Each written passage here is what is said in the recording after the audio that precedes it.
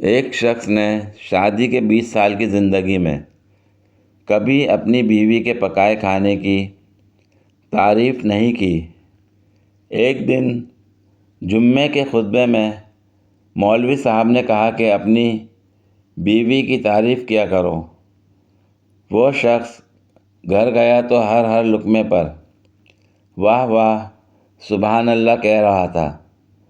जब बीवी से बर्दाश्त ना हुआ तो किचन से रोटी बनाने वाला बेलन उठा लाई और घुमाकर शौहर के सर पर दे मारा और कहा, 20 साल में मेरे पकाए खाने की तारीफ़ नहीं की, आज पड़ोसन ने दाल क्या भेज दी।